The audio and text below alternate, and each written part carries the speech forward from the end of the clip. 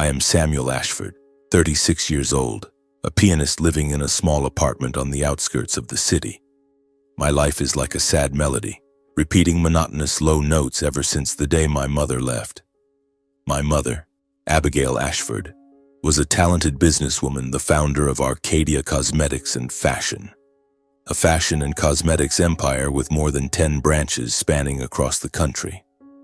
She was not only my mother, but also my teacher, my friend, and my greatest source of inspiration.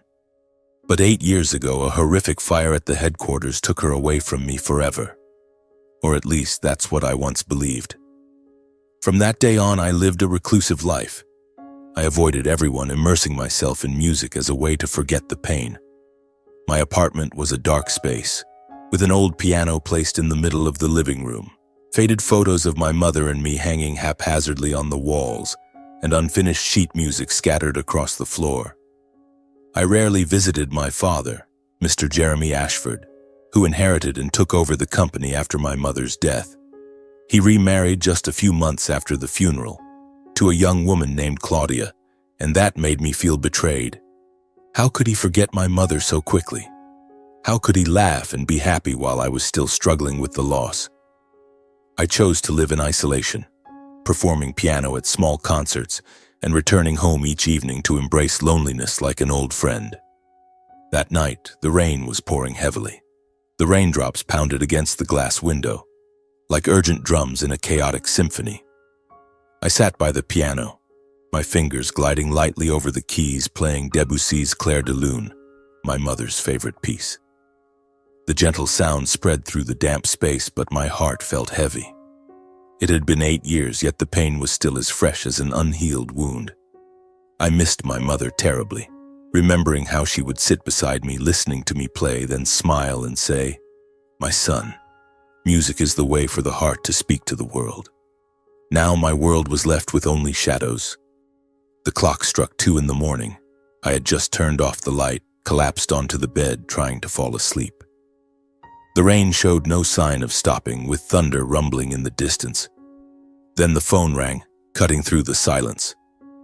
I startled, reaching for the phone on the nightstand. The screen lit up, displaying an unknown number. No name, unfamiliar. Who would call at this hour? I hesitated for a second, then pressed the answer button. Maybe it was a wrong number or a late-night advertisement call. "Hello?" My voice was hoarse and tired. The other end was silent for a few seconds, with only faint, weak breathing. Then a woman's voice spoke, trembling as if trying to control her emotions. "Samuel, my son, it's me, your mother." My heart seemed to stop beating. I sat up abruptly, gripping the phone tightly. That voice, strangely familiar yet distant, like an echo from an old dream. What are you saying? Who are you?" "It's me, Samuel. It's Abigail. I've remembered everything. I'm alive." I felt the blood rushing to my head, my ears ringing. Anger surged like a wave. This must be a scam. 8 years ago, my mother died in a fire. I had seen her charred body with my own eyes, identified by the platinum necklace, the gift my father gave her for her birthday. The funeral was grand, with hundreds of people paying their respects, and I had cried until exhaustion beside her grave. Now someone dared to call in the middle of the night to fake this? "Who are you? How dare you? What kind of sick joke is this? I'll report you to the police." The woman's voice trembled more, but remained firm. "Samuel, calm down and listen to me. I know you're in shock, and so am I. But this isn't a joke. I am Abigail, your beloved mother. Do you remember when you were 6 years old, you hid in the closet because you were afraid of your father scolding you after breaking your grandmother's favorite vase? I found you, held you in my arms, and said, 'Don't be afraid. I'll protect you forever.' Then I bought you a piano-shaped lollipop to comfort you." I was stunned into silence. That memory flooded back like a torrent. Yes, only my mother and I knew about that. My father didn't even know because she had hidden it for me. How did this woman know? My heart pounded, cold sweat breaking out. How do you know? Who told you?" "And there's more." Her voice continued, weak but full of emotion. When you were 12, you wrote your first poem for me on Mother's Day. The poem had the line, "You are the most beautiful note in the symphony of my life." I felt the world around me spinning. Those details were too private, too real. No one but my mother could know. But my mother was dead. I had buried her, lived 8 years in the pain of loss. If this person was my mother, then whose body was in the coffin 8 years ago? And if not, how did she know so much about my past? I was confused, stunned, my mind reeling. It can't be. You're lying to me. My mother is dead. The fire, everyone confirmed it. Samuel, I don't know what happened after the fire. I lost my memory. I've been wandering for 8 years, not knowing who I was.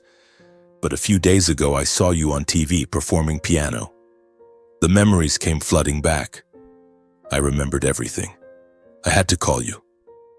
A flicker of doubt crept into my mind, but along with it came hope. A fragile, painful hope. What if my mother was alive? What if that fire wasn't the end? I felt my heart beating faster, my breath quickening.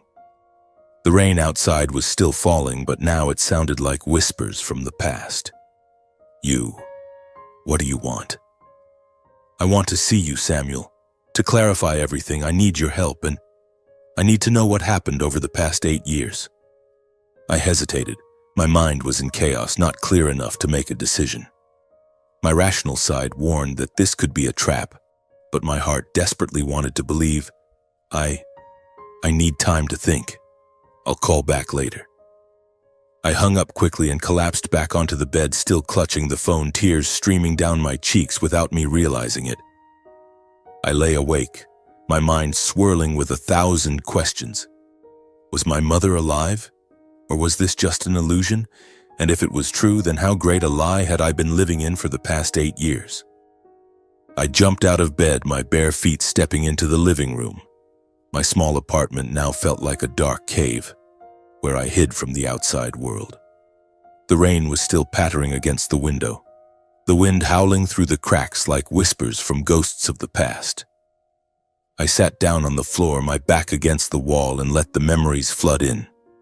Tonight, more than ever, I needed to revisit those beautiful days with my mother, before everything shattered. My mother, Abigail Ashford, was an extraordinary woman. She was not just my mother, but also my life's inspiration. From a young age, I learned so much from her.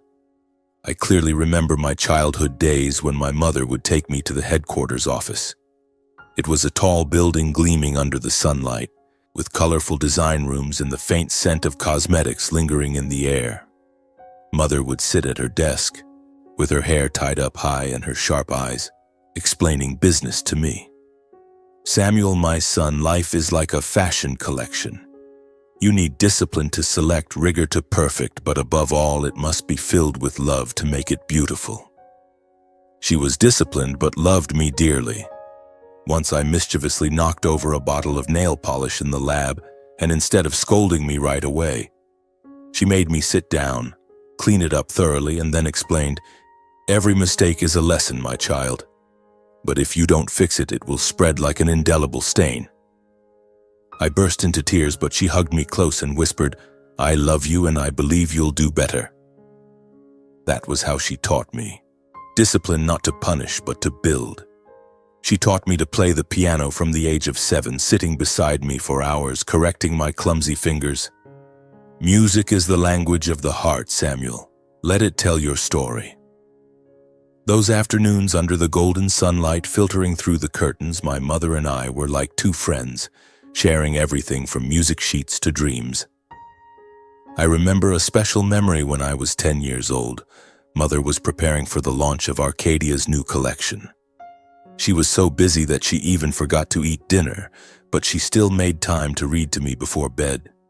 She told stories about strong female entrepreneurs, then said, "My son, I built Arcadia not to get rich, but to prove that women can take control of their own lives, and you will inherit that spirit."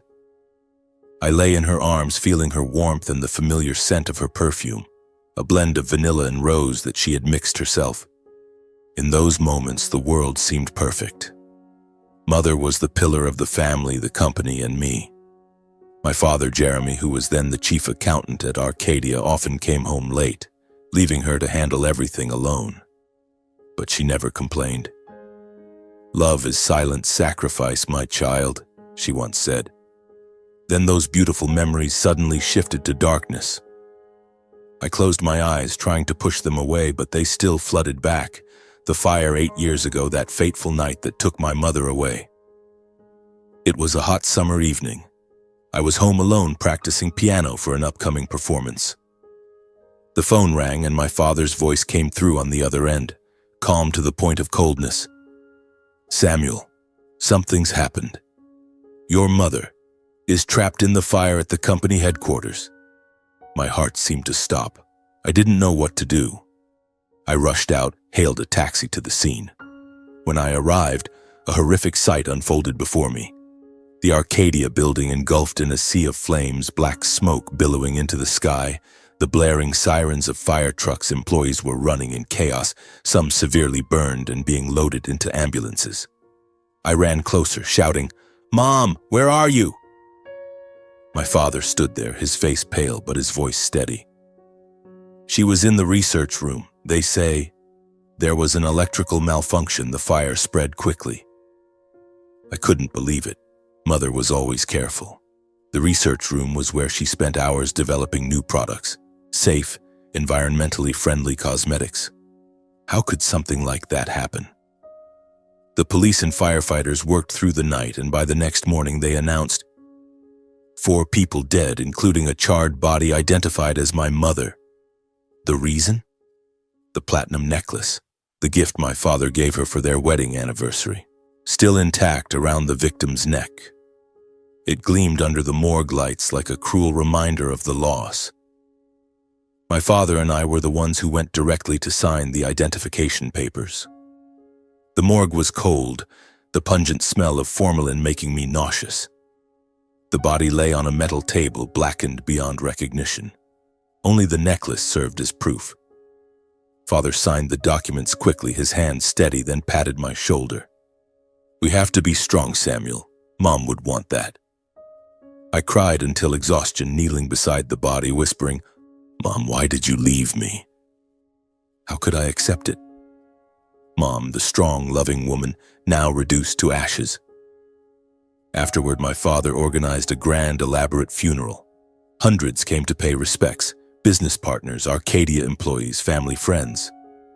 The walnut coffin gleamed, covered in white flowers, and Father's eulogy echoed. Abigail was a wonderful wife, a brilliant entrepreneur. She will live forever in our hearts. I stood there, tears silently falling. After my mother's funeral, my father stepped up to take full control of the company. He became the chairman of the Arcadia Group. Then, just a few months later, he remarried Claudia, a young, beautiful woman nearly 20 years his junior. I remember the day I got the news through a brief call. "Samuel, I have good news. I'm getting remarried. Claudia is a good person. You'll like her." I was stunned. A few months? My mother had just been laid to rest, her ashes not even cold, and he had already found a replacement. I attended the wedding, but my heart was full of resentment. Claudia smiled radiantly, hugging me as if we had been family for ages. "Samuel, I'm so happy to be your mother." I nodded politely, but in my heart I knew one thing. She could never replace my mother, Abigail. From after that wedding, I lived even more reclusively. I rarely visited home, avoiding family gatherings. Father called a few times, his voice reproachful. "Son, I understand you're hurting, but life must go on." Go on. For me, life had stopped the day my mother left. I felt my father was too cold, insensitive. How could he forget my mother so quickly? How could he laugh happily beside Claudia while I was still grappling with loneliness? I spent the past 8 years burying myself in music. I kept old photos of my mother on the bookshelf, dusting them weekly like a ritual. Every evening I played the piano, imagining her sitting beside me, listening. But now the call from that woman has shaken everything. She knew memories that only my mother and I shared. That voice, weak but warm, strangely like my mother's. Could it be that my mother is still alive? Could it be that the fire 8 years ago was no accident? I stood up, went to the bookshelf and took down the old photo album. Pictures of my mother and me laughing in the park, a photo of her teaching me to mix simple cosmetics, and one of her hugging me after my first performance. I sat down at the piano, my fingers gliding over the keys. A sad melody rang out, blending with the sound of the rain. That night I didn't sleep. In my heart, a hope began to flicker. After 3 days of agonizing, I couldn't bear it anymore. That afternoon, the sky was overcast and gray. I sat by the window, picking up the phone. My hand trembled as I dialed. The phone rang a few times, then the woman's voice came through, weak but full of hope. "Samuel, you've called back."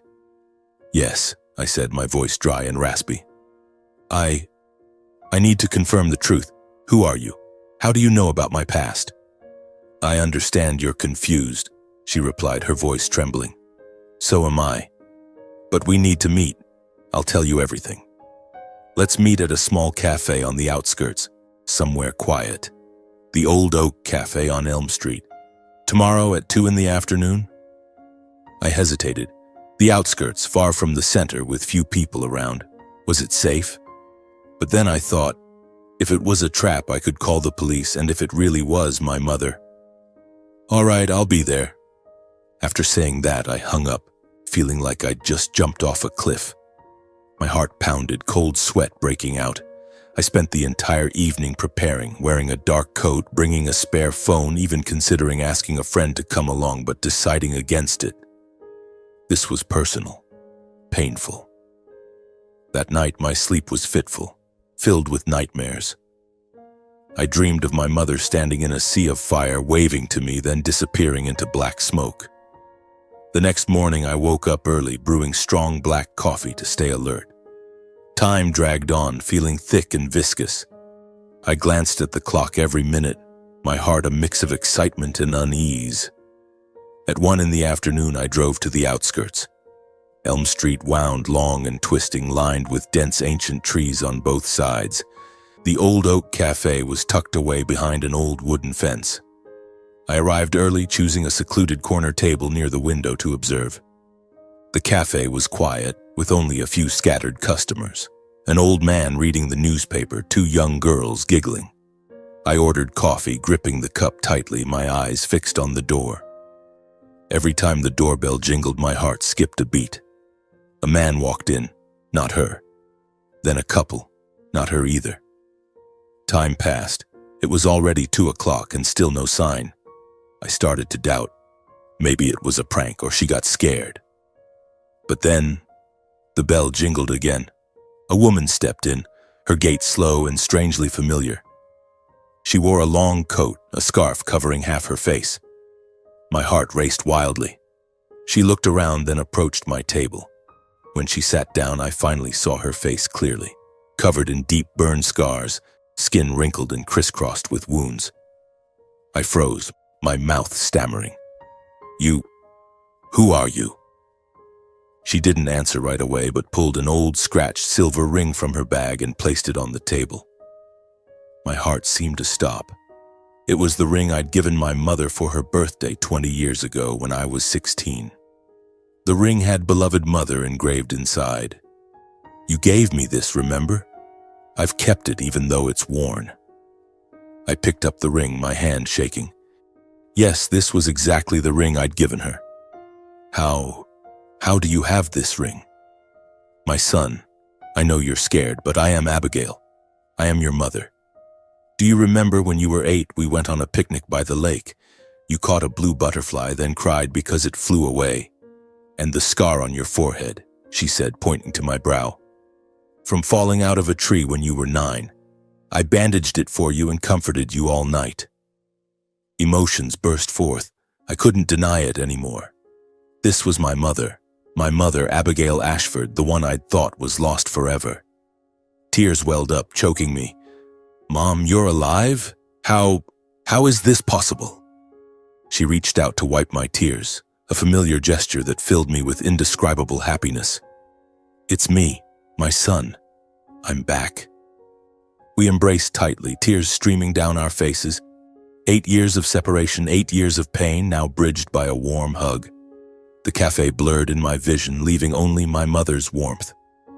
She was thinner, weaker, but still my mother, the strong woman who had taught me everything. After that embrace, we sat back down, holding hands tightly. I told her about the past 8 years, my solitary life, music as my refuge, and my resentment toward my father. She listened, her eyes red and teary. "I'm sorry, Samuel. I didn't remember anything. After the fire, I wandered, amnesiac. I lived like a nameless person doing whatever to survive. But when I saw you on TV playing the piano, everything came flooding back." I looked at my mother, her eyes glistening with tears, the scars on her face like cracks wrought by time. We were still sitting in that small cafe, now even quieter, with only the gentle background music echoing softly. I gripped her hand tightly, that warm sensation like a fragile dream that could shatter at any moment. "Tell me, Mom. Tell me everything. What happened? Why did you disappear?" Mom took a deep breath, her voice trembling as if trying to gather the shattered fragments of her memories. She began to recount slowly, each word like a knife slicing into the past. "My memory, they're so disjointed, Samuel. They return in pieces like puzzle fragments carried away by the wind, but I'll try to tell it all." She paused, gently stroking the rim of her now cold coffee cup. "Before the fire, I sensed something was wrong in the company. Arcadia was thriving, with revenues soaring thanks to the new products. But when I checked the books, I discovered manipulation. Internal contracts had been altered, some expenditures unclear. I suspected a plot to seize control. Someone was trying to push me out of my founder's position. I listened intently, my heart pounding. This was the first time I'd heard about these troubles in the company. Mom had never told me about any issues. She always maintained a perfect image for me. A strong businesswoman, unshakable. "Who, Mom? Who did it?" Mom shook her head, her eyes distant. "I wasn't sure at the time, but I decided to investigate. That fateful night, I stayed late in the research room alone. That room was my favorite place, with test tubes, cosmetic samples, and stacks of documents. I sat there until late, reviewing evidence, verifying recent anonymous investments.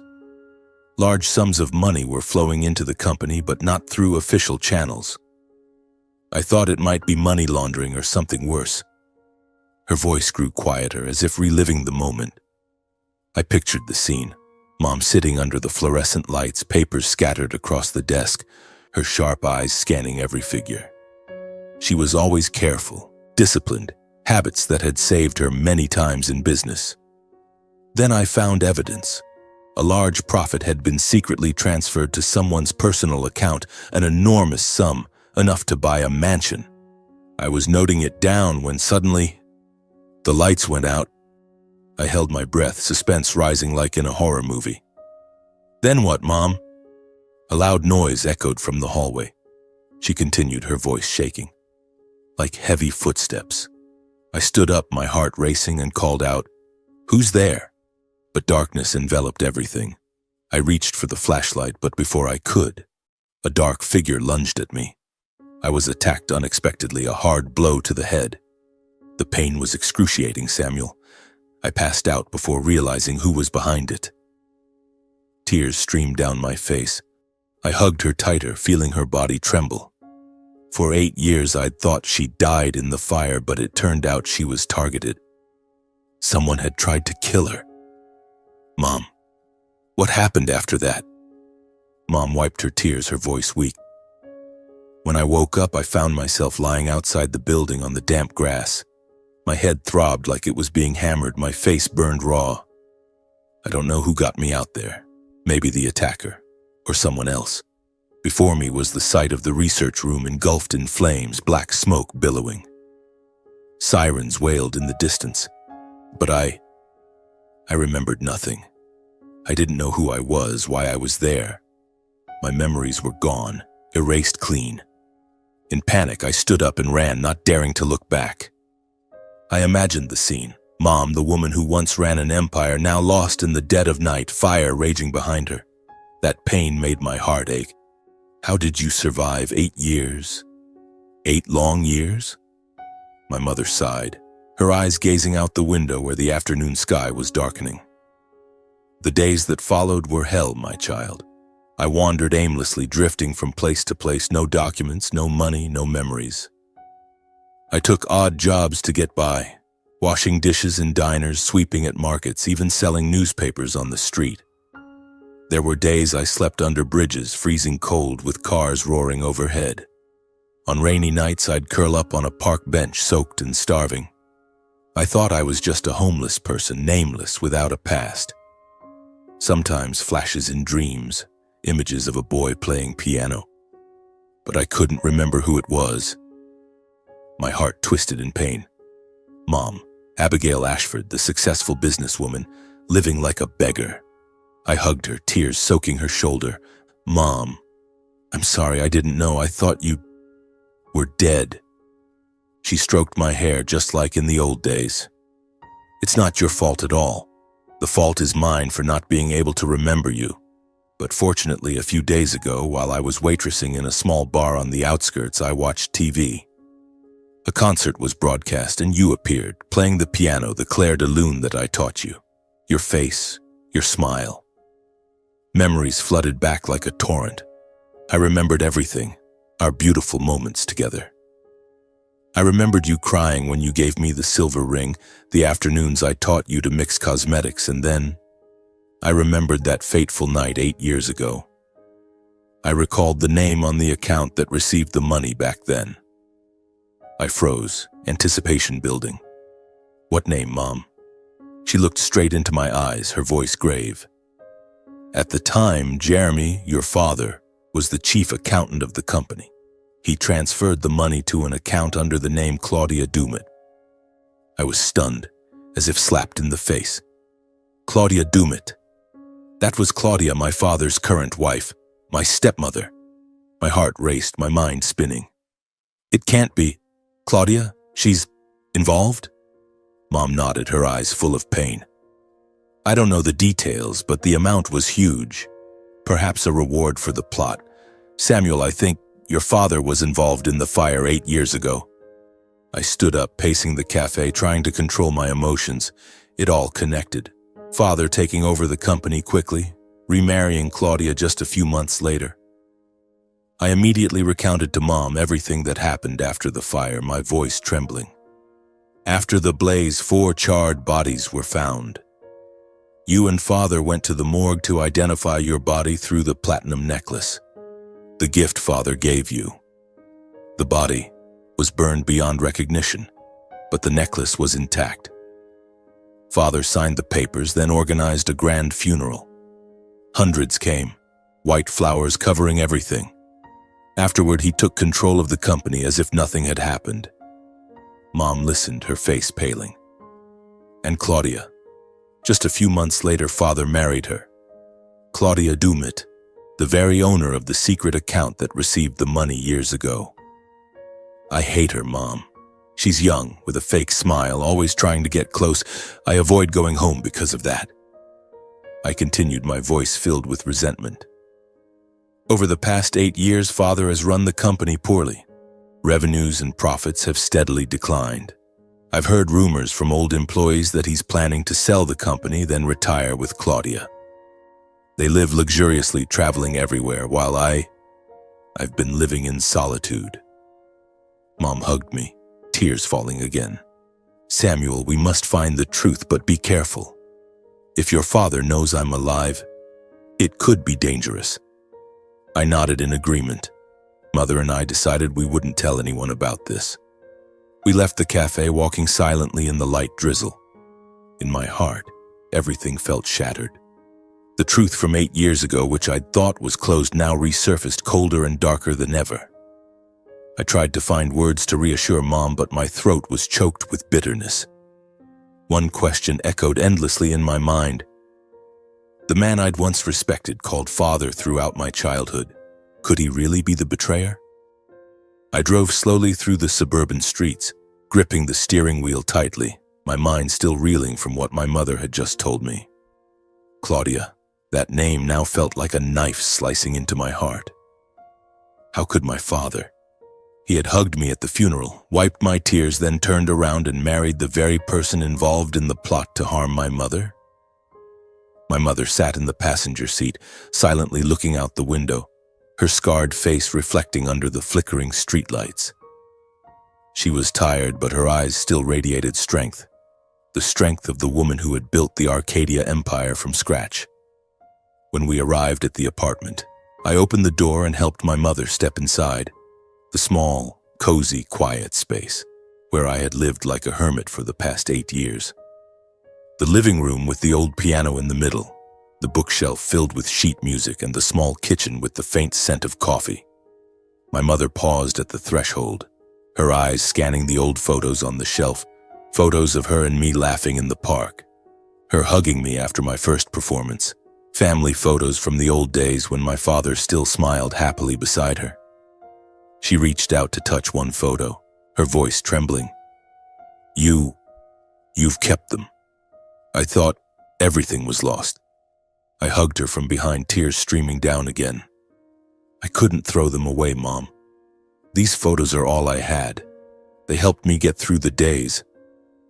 We sat down on the sofa and I brewed hot tea for her. She took a sip, then continued recounting details she hadn't finished at the cafe. Those wandering days, I had terrible headaches, Samuel.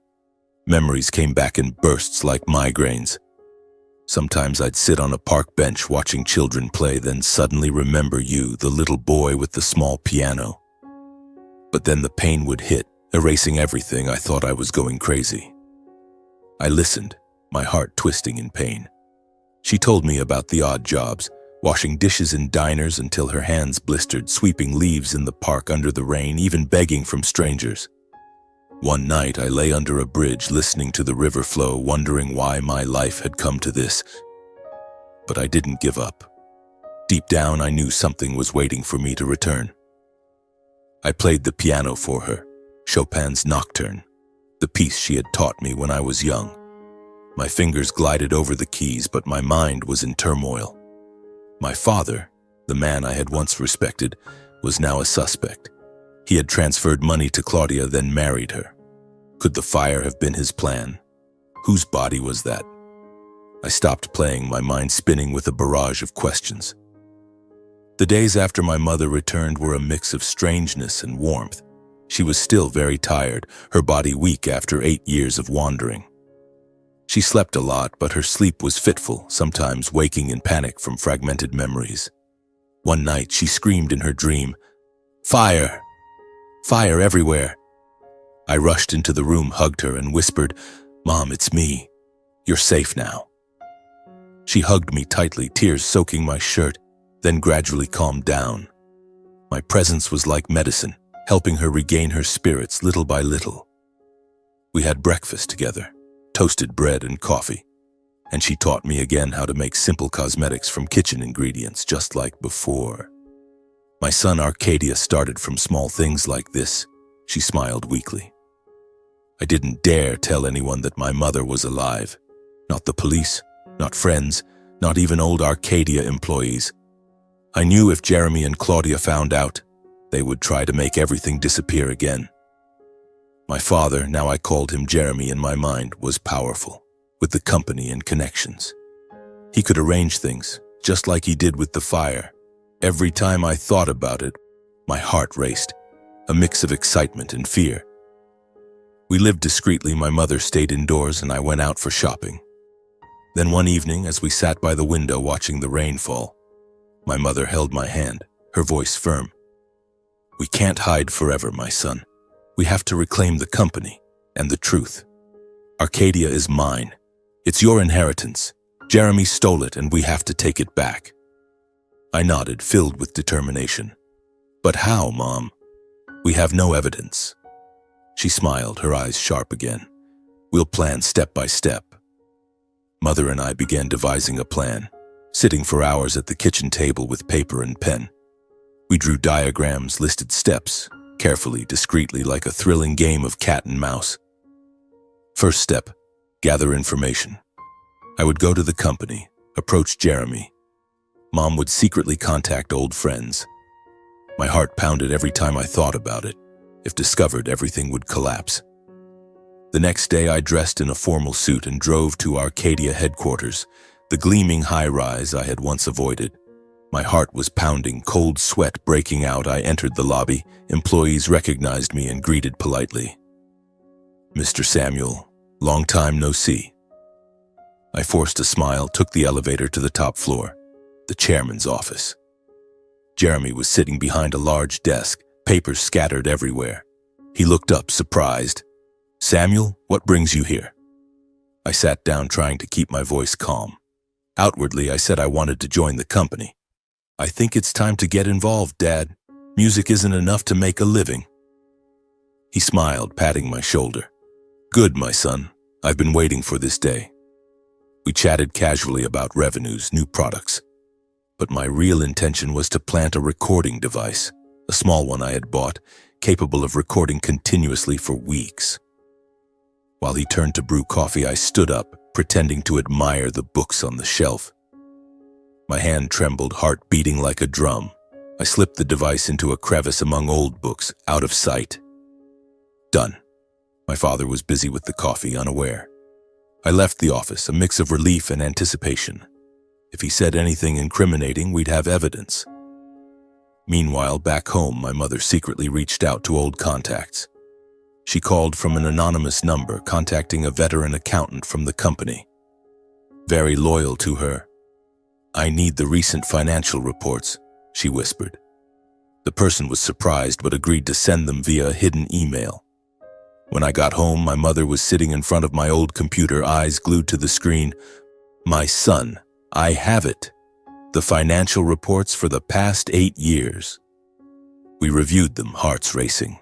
Revenues had declined, as I'd heard.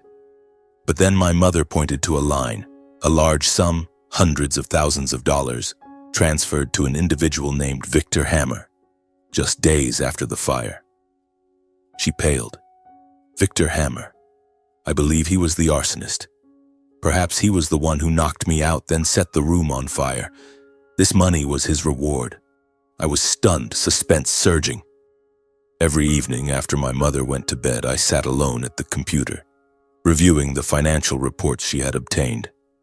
Those cold numbers now felt like vivid clues leading us deeper into the darkness. The name Victor Hammer leaped off the page like a ghost from the past. The next morning, while my mother brewed coffee, I began my search. I opened the computer, typing Victor Hammer's name into public search engines. Criminal records, residency registrations, anything possible. My mother sat beside me, her eyes glued to the screen, her hand gripping the coffee cup tightly. The results appeared gradually, and we were stunned into silence. Victor Hammer was a criminal with a prior record. He had served 5 years in prison in Nevada for manslaughter in a staged accident. His file showed he was a specialist in dirty work, causing car accidents, arson on property, even disguised assassinations. Not your average criminal, but a dirty hands operator, someone hired for jobs that left no traces. I read aloud to her. Victor Hammer, born in 1965, convicted in 2010 for causing a fatal accident in Las Vegas. Released in 2015, no stable employment, last known address is a motel on the outskirts of the city. My mother paled, her hand trembling. He had no official connection to Arcadia, no contract, no salary, just a hired hand to harm me. We looked at each other, the air in the room heavy. This was no longer suspicion, this was evidence, but to be sure, we needed to meet him. My mother nodded. "We have to go there, my son. We need a confession from his own mouth." I hesitated, filled with unease. "It's dangerous, Mom, if he's a killer." But she cut me off, her eyes sharp. "I've survived 8 years, my son. We can't stop now." We traced the address from his parole records, a rundown motel complex on the outskirts, 2 hours' drive from the center. I prepared carefully, bringing a recording phone, a printed bank statement, and a photo of Jeremy from the old album. My heart pounded at the thought. If he recognized my mother, what would happen? That afternoon we set off. The sky was overcast and gray, a chill wind blowing through the car window. My mother sat beside me, silent, but I saw her clenching her hands. I tried to stay calm, recounting old stories to dispel the tension. But as we got closer, the anticipation surged. The outskirts came into view. Muddy streets, dilapidated houses, flickering streetlights. The motel was a squat building, walls stained and peeling, a musty smell hitting us as we parked. We stepped out, the cold wind cutting like knives. I looked around. A few rusty cars, a dog barking idly in the distance. My heart beat like a drum, cold sweat breaking out despite the chill. My mother held my hand. Together, my son. We climbed the rusty stairs searching for room number 12, Victor's address. Each step felt heavy, the wood creaking echoing through. I took a deep breath and knocked. The knock resounded in the dim hallway like a call from hell. The door cracked open, revealing a gaunt face. Victor Hammer, tall, gaunt, bloodshot eyes, unkempt beard. He wore a worn-out t-shirt reeking of cigarettes and alcohol. His rough demeanor still carried the marks of a repeat offender. Tattoos covering his arms, a scrutinizing gaze. "What?" he growled, his voice hoarse. I swallowed, trying to keep my voice steady. "Mr. Victor Hammer, we need to talk." He looked us over, his eyes narrowing when he saw my mother, but perhaps the scars disguised her. He didn't recognize her immediately. "Who? I don't know you." He started to close the door, but I blocked it. "I want to talk about the fire 8 years ago at Arcadia. I suggest you let us in. Otherwise, you'll pay dearly." He froze, a flash of fear in his eyes. "Come in," he muttered, opening the door wide. The room was pitch dark, cluttered. A rumpled bed, empty beer bottles everywhere, walls stained with smoke. We entered, the stifling air making it hard to breathe. My mother sat on an old chair. I stood beside her, hand ready to start recording. My mother got straight to the point, her voice cold. "Mr. Victor, we have your bank statements. A large sum from Arcadia right around the time of the fire 8 years ago." She pulled the printout from her bag and pushed it toward him. Victor snorted, smirking defiantly. "What are you talking about? I don't know who you are. Statements? Scam?" He grabbed the paper, his eyes scanning it, but I saw his hand tremble slightly. I calmly turned on my phone, showing him the transaction photo. "We have the full transaction printout. We can send it to the police right now. When they reopen that murder case, your name will be first." 5 years in Nevada wasn't enough? Victor flinched, his face paling. He pulled a cigarette from the pack, but his hand shook so much he dropped the lighter twice. He lit it, took a deep drag, then slumped onto the bed. After a few heavy seconds of silence, he began speaking, his voice low. All right, I was hired. 8 years ago, a man contacted me through a middleman. He paid me to handle a woman at Arcadia, knock her out, then set the fire. I did it, then got the money, $100,000 wired from Arcadia Group. My mother stiffened, her eyes widening. I clenched my fists, trying to suppress the rage. Tell us the details, I said, my voice calm but my heart boiling. He continued, stammering. Before that night, the man gave me a floor plan of the lab, a photo of the target. A middle-aged woman with her hair tied up high. He wanted me to knock her out and set the fire, make it look like an electrical fault.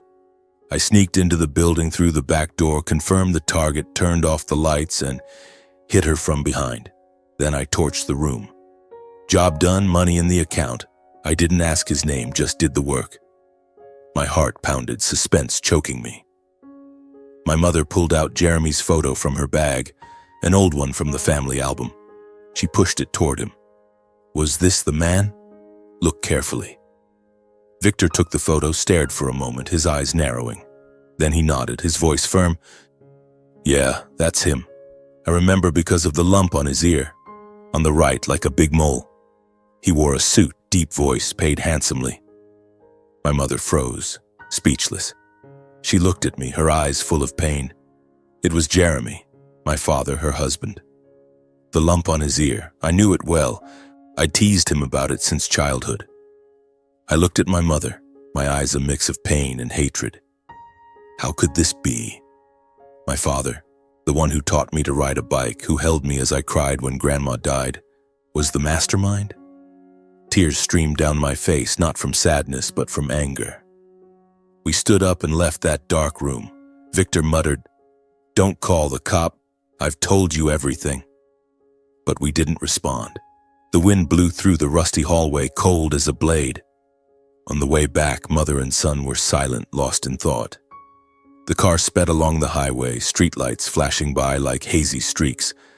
Unbelievably, the father, the husband, was the mastermind behind it all. My mother held my hand. "Samuel, I can't believe it." I squeezed her hand tightly. "Neither can I. But we have evidence. We have to keep going." That night, upon returning to the apartment, we didn't sleep. I sat at the kitchen table, holding a cup of cold coffee, my mind spinning with images of Victor, his gaunt face, his hoarse voice admitting the crime. And Jeremy, my father, the man with the lump on his ear who used to teach me chess on rainy evenings. How could he? I looked at my mother. She was sitting on the sofa, her eyes red and swollen, stroking the old silver ring. "Mom, what do we do now?" I asked, my voice thick and hoarse. She looked up, her eyes resolute despite the pain. "We have to confront him, Samuel. You've planted the recording device in his office. That's our weapon. Tomorrow morning, go there and force him to confess. I'll wait outside, ready to step in if needed." The plan sounded simple, but my heart pounded. Facing my father, the man I once loved, now an enemy. I nodded, but my heart was filled with unease. What if he denied it? What if he got angry? The night dragged on endlessly. I lay awake, memories of my father flooding back. Those afternoons he took me fishing, laughing heartily when I caught my first fish. Now, was it all just a mask? The next morning I woke up early, dressing in a black suit, attire I rarely wore, like a layer of armor for protection. My mother hugged me at the door. "Be careful, my son. Remember, we're doing this for the truth." I drove to Arcadia headquarters, the towering building that was once my mother's pride, now like a fortress of betrayal. The grand lobby buzzed with employees, but I felt more alone than ever. The elevator took me to the top floor, my heart beating like a drum. Jeremy's office was spacious, with a gleaming desk and paintings on the walls, all so artificial. I knocked and entered without waiting for an invitation. Jeremy was sitting behind the desk, reviewing documents. He looked up, surprised. "Samuel? So early? Are you here to discuss the job position?" I sat down in the chair opposite him, gripping my hands tightly. The recording device, the small one I'd hidden on the bookshelf, was active, capturing everything. I took a deep breath, my voice calm but determined. "No, Dad. I'm here to ask about the fire 8 years ago. The fire that took my mother away." Jeremy froze, his face paling slightly, but he quickly forced a smile. "Samuel, why bring up old stories out of nowhere? It was an accident, you know that. Electrical fault, the police concluded it." He avoided my gaze, reaching for his coffee cup, a habit when stressed. I didn't let him escape. "An accident? Are you sure? I found out someone was hired to set the fire. What do you know about Victor Hammer?" I watched his every move, his hand trembling slightly, his eyes darting. Jeremy tried to deny it, his voice rising. "Who's Victor? What are you talking about? I don't know." "You must be imagining things, Samuel. Music has blinded you. Let go of the past. Let's talk about the future." He stood up, pretending to look at files on the desk, evading the question. But I saw sweat beading on his forehead. I pulled the transaction statement from my bag, a printout from the financial reports. I pushed it toward him. "Look at this, Dad. A large sum from Arcadia transferred to Victor Hammer right after the fire. He's a convicted criminal specializing in staged accidents. How do you explain that?" My heart raced, suspense surging. This was the pivotal moment. Jeremy picked up the paper, his eyes scanning it, his face turning even paler. He slumped back into his chair, his voice evasive.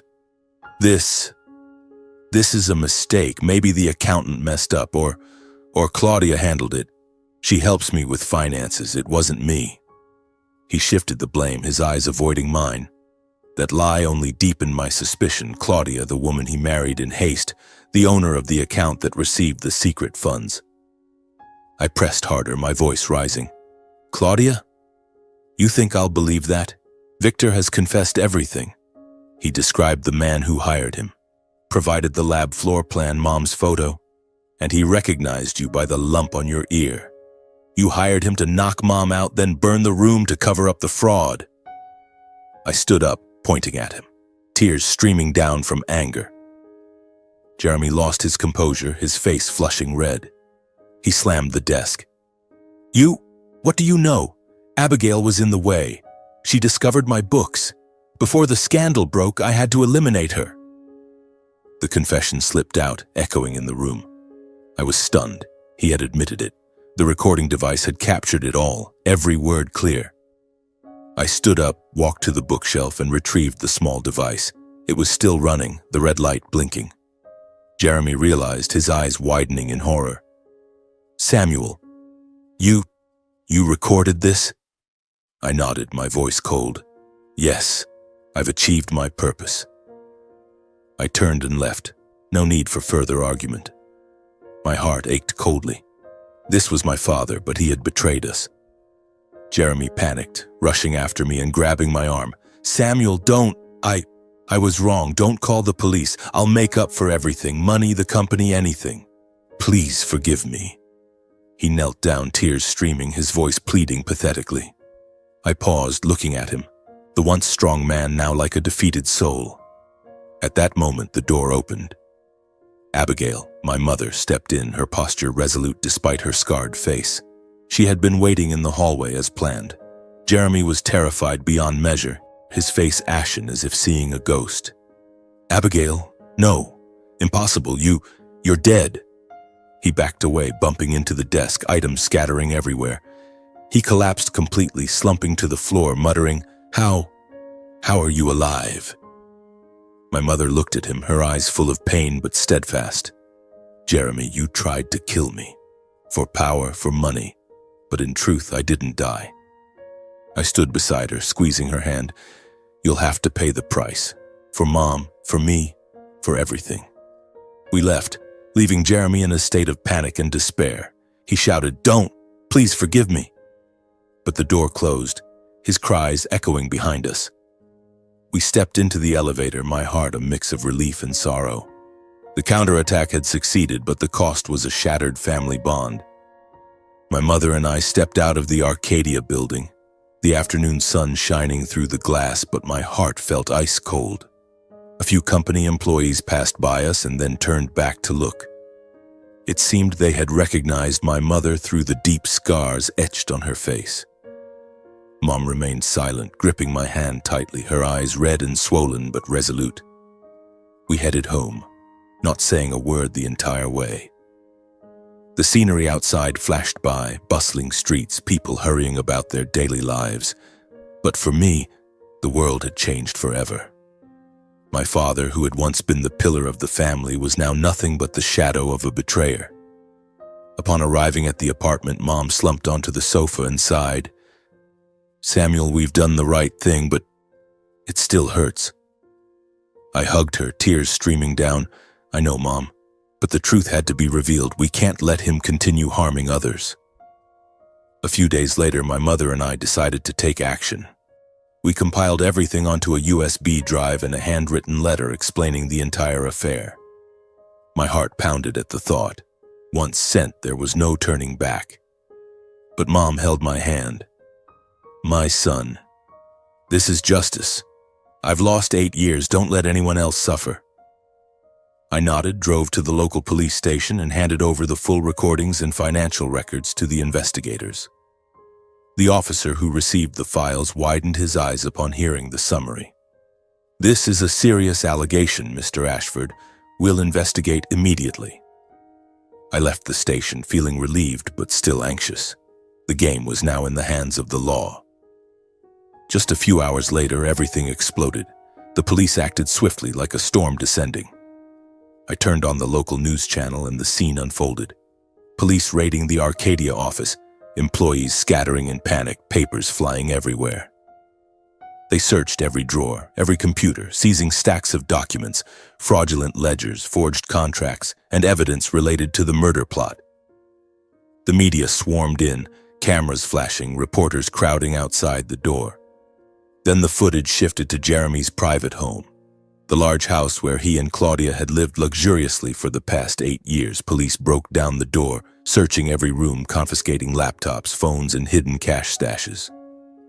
My heart raced, a mix of suspense and satisfaction. Finally, the truth was exposed. Justice had spoken. Jeremy was arrested on the spot at the company headquarters in full view of the employees and media. I imagined the scene, him sitting in his office, face pale as the police burst in. "Jeremy Ashford, you are under arrest for suspicion of conspiracy to murder and financial fraud," the officer declared. The Arcadia employees, those who had once been loyal to my mother, stood outside, whispering and staring in astonishment. Reporters crowded around, microphones thrust forward. "Mr. Ashford, do you have anything to say?" Jeremy bowed his head, silent, only muttering something under his breath. The image of him being led to the police car in handcuffs spread across social media. I watched the clip over and over, my heart aching. This was my father, the one who used to hold me to sleep when I was afraid of thunder. But now, he was a criminal. News of the case spread rapidly, shocking the business world and the press. Major newspapers ran front-page headlines. "Scandal at Arcadia, chairman arrested for plotting to kill ex-wife." TV channels interviewed experts. This is a major shock to the cosmetics industry. Abigail Ashford, the legendary founder, might still be alive. Social media erupted. The hashtag Arcadia scandal trended in searches, people sharing the story and commenting angrily. I read the comments. Who knew such dark schemes lurked behind the empire? My heart pounded with anxiety. Would people believe us? But then support flooded in. From my mother's old employees sending messages, "We've always believed in Ms. Abigail." Meanwhile, Claudia, my stepmother, tried to flee but was arrested at the airport as she prepared to leave the state. I learned about it through the news. She had bought a one-way ticket to Mexico, her suitcase stuffed with cash and fake documents. But the police had been tracking her and swooped in during check-in. The arrest video went viral, Claudia struggling, screaming, "I'm innocent! This is a conspiracy!" But they handcuffed her and led her away. Further investigations confirmed Claudia's involvement in the crimes. She was the recipient of the secret funds, helped Jeremy cover up the fraud, and even knew about the plan to harm my mother. She was charged as an accomplice, sentenced to prison for participating in the crimes and embezzlement. I imagined her in jail, her fake smile gone, replaced only by fear. Jeremy faced a slew of charges: conspiracy to murder, financial fraud, falsifying business records. The preliminary trial proceeded quickly. His lawyer tried to defend, "This is a misunderstanding. Mr. Ashford is the victim of a plot." But the evidence was overwhelming. The recordings, statements, Victor's testimony. He sat in the defendant's seat, face gaunt, no longer exuding authority. I watched the live broadcast, my heart tightening at the sight of him looking haggard, eyes full of regret. But I turned away. Justice had to be served. My mother and I were invited by the police to cooperate with the investigation, providing additional evidence and key testimonies. We went to the station a few times, recounting the details. From the strange call to the meeting with Victor, Mom was calm, her voice steady. "I lost 8 years, but now I want justice." I described the recording, my voice trembling. The officer nodded. "You're very brave. Thanks to you, the case has been cracked." At Arcadia, the board of directors convened an emergency meeting, announcing the temporary suspension of Jeremy's position and the restoration of my mother's founding rights. The meeting was tense, but the majority supported it. They remembered her as the one who built the company. Mom entered the boardroom and everyone applauded. She smiled. "I've returned to save Arcadia." I stood beside her, proud but emotional. Images of my mother and me appeared on news broadcasts as symbols of justice and truth revealed after 8 years of concealment. Reporters interviewed, "Samuel, how do you feel?" I replied, "Painful but relieved. The truth has prevailed." Mom on TV, her scarred face radiant. My mother stood before the media affirming that she would rebuild Arcadia on a foundation of honesty and humanity, qualities her husband had lost.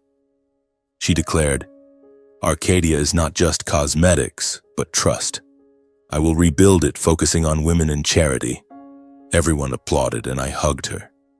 "You've done it, Mom." That scene unfolded right in front of the Arcadia headquarters under the golden afternoon sunlight. Cameras flashed incessantly, reporters crowding with microphones extended toward my mother. She stood tall, despite the scars on her face from the fire years ago, but her eyes shone with vitality. I stood beside her, my heart filled with pride mixed with emotion. 8 years of suffering, 8 years of loss, now ending in this moment. Justice served, and my mother, Abigail Ashford, returning to her rightful place. But behind her smile, I knew there was still pain. The pain from the betrayal of the husband she once loved. After the trial concluded, Jeremy and Claudia were officially sentenced. It was a day of pouring rain, as if the heavens were weeping for their downfall. I sat in the front row of the courtroom, gripping my mother's hand tightly. The judge read the verdict, his voice echoing. Jeremy Ashford sentenced to 25 years in prison for conspiracy to murder, financial fraud, and falsifying records. Claudia Dumit, as an accomplice, sentenced to 15 years in prison for participating in embezzlement and concealing crimes. All their sins were laid bare before the law. From the money transferred to Victor Hammer, to the confession in the recording, and the evidence of bookkeeping fraud that my mother had once discovered, Jeremy sat there, head bowed low, no longer exuding the authority of Arcadia's chairman. He looked at me one last time, his eyes full of regret, but I turned away. Claudia sobbed and screamed, "I'm innocent! This is a conspiracy!" But no one believed her. The trial ended and they were led away, the clinking of handcuffs echoing like the toll of a bell closing a dark chapter. I clearly remember the feeling at that moment, relief, but also pain. My father, who had once taught me about family responsibility, now had to pay for his greed. My mother hugged me in the courthouse hallway, whispering, "My son, justice has come, but I'm not rejoicing. It's just an end." We left the court, rain pattering on the umbrella, as if washing away the grime of the past. The press swarmed us, but we declined interviews. At that time, I just wanted to go home, hug my mother, and forget everything. My mother was restored full ownership and management rights to Arcadia Cosmetics and Fashion by the court and the board of directors. It was an emergency meeting right after Jeremy's arrest. I accompanied my mother to the headquarters, the place she had built from its difficult early days. Employees welcomed her with rounds of applause, many with teary eyes. "Ms. Abigail, we've been waiting for you to return." An old employee hugged her, crying. The board of directors, after reviewing the evidence, unanimously agreed. The founding rights belong to Ms. Abigail Ashford. We trust she will bring Arcadia back to its peak. My mother signed the documents, her hand slightly trembling but her voice steady. "Thank you, everyone. I won't let Arcadia collapse." I stood beside her, my heart warm. This was her legacy, and now she had reclaimed it. But my mother announced a temporary withdrawal from the business world to restructure the enterprise, restore the brand's honor and her own. She told me, "Samuel, I need time. Arcadia has been tarnished because of Jeremy. I'll rebuild it, but not in haste." She spent weeks in her old office reviewing the books, firing employees involved in the fraud, and planning anew. I helped her, sitting at the desk, brewing coffee like in the old days. "Mom, I'm proud of you," I said. She smiled. "My son, this is for us, for what we've lost." I continued my music career, but this time I performed not just for art, but also out of gratitude to my mother and for what we had overcome before. I played the piano to forget the pain, to escape. Now each performance was a tribute. I composed new pieces inspired by our journey, like Ashes and Hope, with somber low notes leading to a brilliant climax. At the first concert after the incident, I stood on stage, the lights shining down, and said, "This piece is dedicated to my mother, the strongest woman I know." The audience applauded, and I saw my mother in the front row, her eyes sparkling. Playing now held deeper meaning. It was how I healed and shared lessons about justice. 3 days later, my mother and I moved to a small house by the lake, a simple, peaceful life after years of loss. The wooden house was rustic, with a balcony overlooking the shimmering lake, 2 hours' drive from the city. We decided on this after the trial. We needed a place to forget the noise.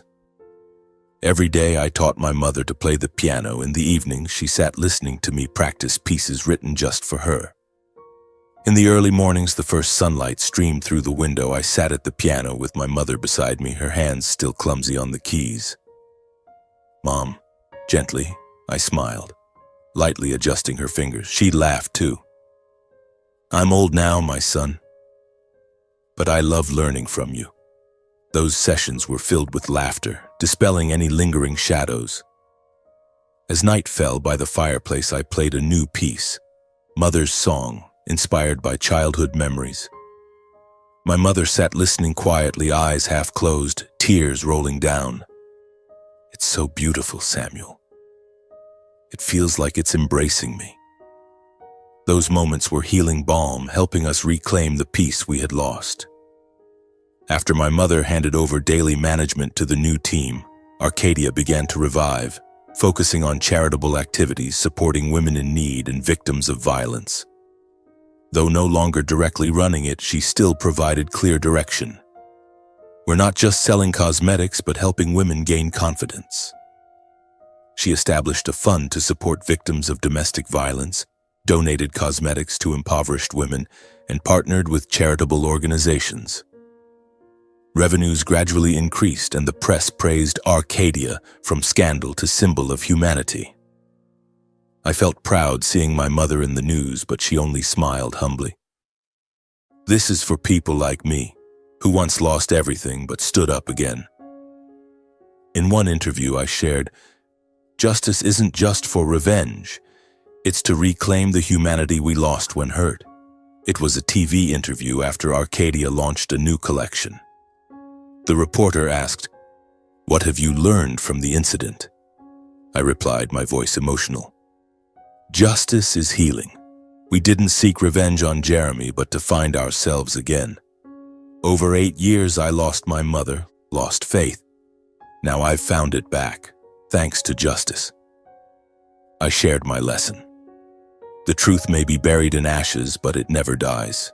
And if there's one thing most trustworthy in life, it's a mother's love. I spoke about my mother, how she returned from death, teaching me resilience. The audience applauded, and I could feel my mother smiling as she watched on TV at home. One afternoon, my mother and I stood on the balcony watching the sunset, the warm light reflecting on her face. I saw signs of rebirth, of justice and kindness still existing in the world. The sun dipped into the lake, dyeing the water red. My mother leaned on my shoulder. "My son, life is beautiful." I hugged her. "Because I have you." A gentle breeze blew, carrying new hope.